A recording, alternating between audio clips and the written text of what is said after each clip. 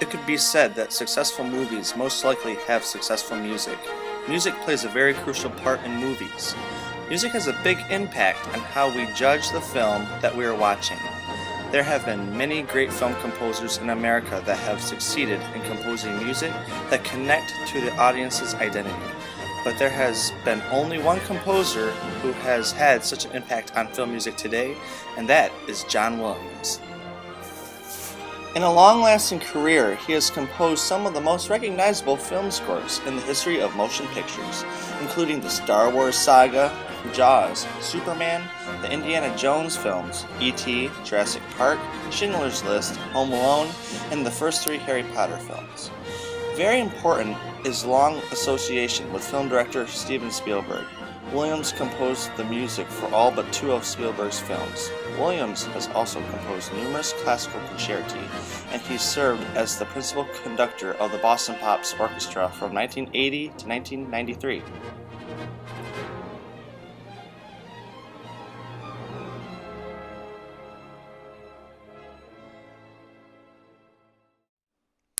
His award list is long. Williams has won 5 Academy Awards, 4 Golden Globe Awards, 7 BAFTA Awards, and 21 Grammy Awards. Williams is the second most nominated person after Walt Disney. Williams was inducted into the Hollywood Bowl Hall of Fame in the year 2000 and was a recipient of the Kennedy Center Honors of 2004. Williams is therefore one of the most successful composers of America. John Williams was born on February 8, 1932 in Flushing, Queens, in New York. He grew up in a musical family. His father was a jazz percussionist. Later, the Williams family moved to Los Angeles, where John graduated from high school in 1950. He attended UCLA and studied privately with the composer Mario Castelnuovo Tedesco. In 1952, Williams was drafted into the U.S. Air Force, where he conducted and arranged music for the Air Force Band as part of his assignments.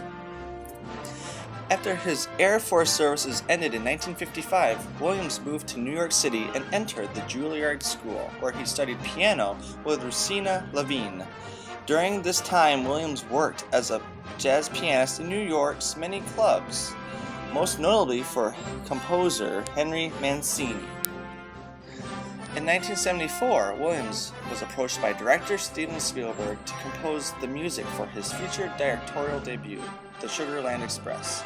Spielberg was convinced that Williams could compose the musical sound that he desired for any of his films. They teamed up again a year later for Spielberg's second film, Jaws. Widely considered to be a classic suspense film, its film score's anonymous to 2-note motif has become synonymous with sharks and approaching danger. The score of Jaws earned Williams his second Academy Award, his first one for an original composition. An American Dream Team was born. During the same period, Spielberg recommended Williams to his friend and fellow director George Lucas, who needed a composer to score his movie Star Wars. Williams delivered a grand symphonic score in the fashion of Richard Strauss and Golden Age Hollywood composers Max Steiner and Erich Wolfgang Korngold. Its main theme, Luke's theme, is among the most widely recognized in motion picture history, and the Force theme and Princess Leia's theme are well-known examples of leitmotifs.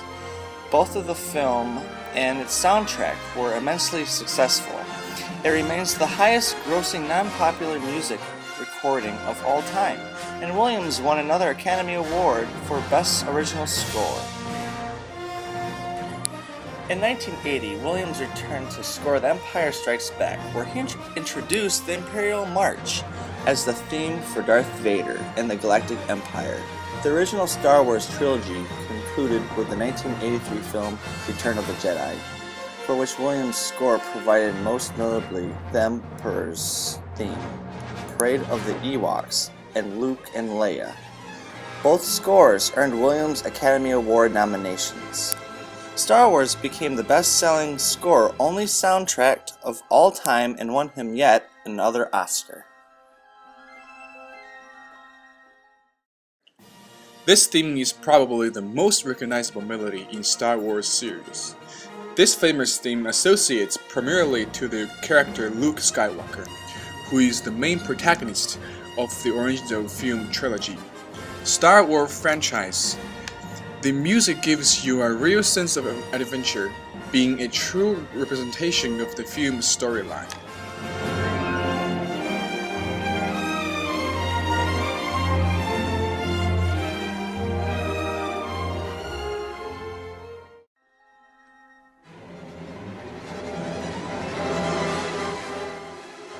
The Rebel fanfare, originally from In A New Hope, is used extensively in Episode 4 to represent the Rebel Alliance.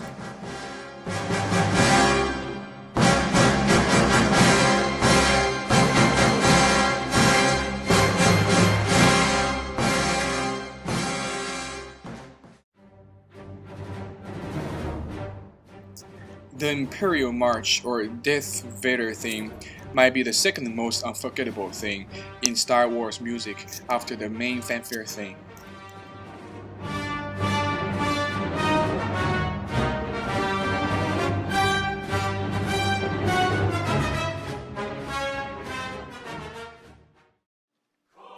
The Duel of the Fates, though it's not from the original 3 movies, serves as a new theme that can associate to the true beginning of the Star Wars series.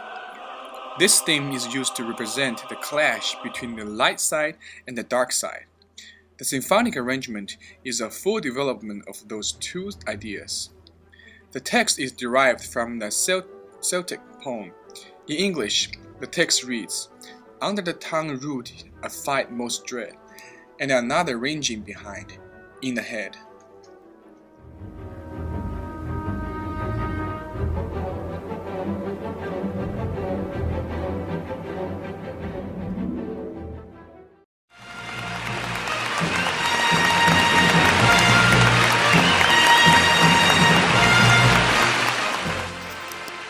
The music for Star Wars movies by John Williams are the landmarks of the film music in the history.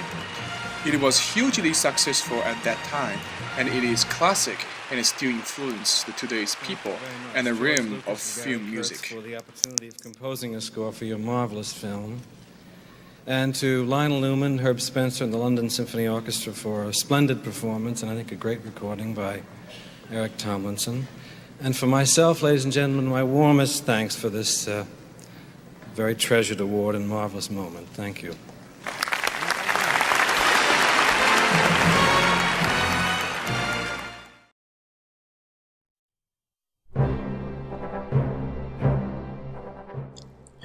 For the 1981 film Raiders of the Lost Ark, the first part of the Indiana Jones saga, created and directed by Lucas and Spielberg, Williams wrote a rousing main theme known as the Raiders' March to accompany the film's hero.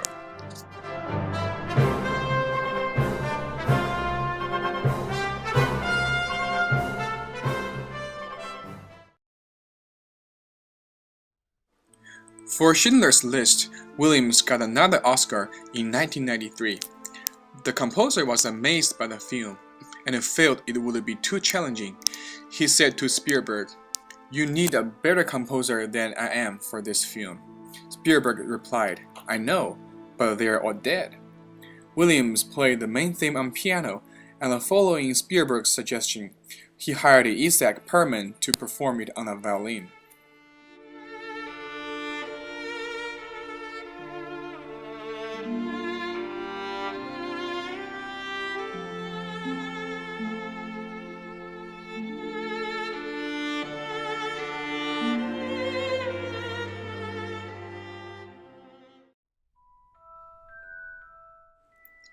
In the new millennium, Williams was asked to score the film adaptations of the widely successful book series, Harry Potter, as of June 2011.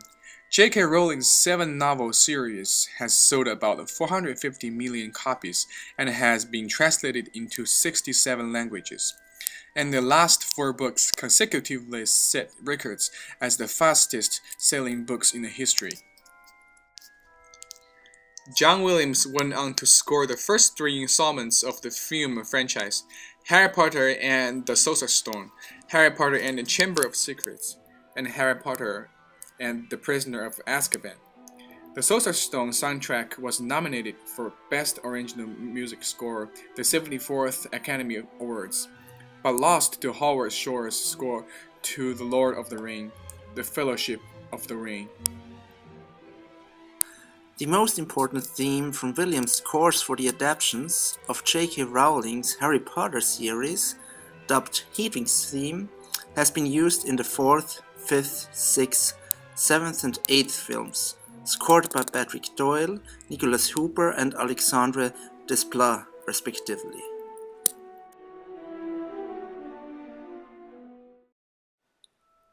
Contrary to his usual practice, Williams read the books on which the film was based and said he loved it. Williams composed a 9-movement concert suite based upon themes from Benjamin Britten's A Young Person's Guide to the Orchestra.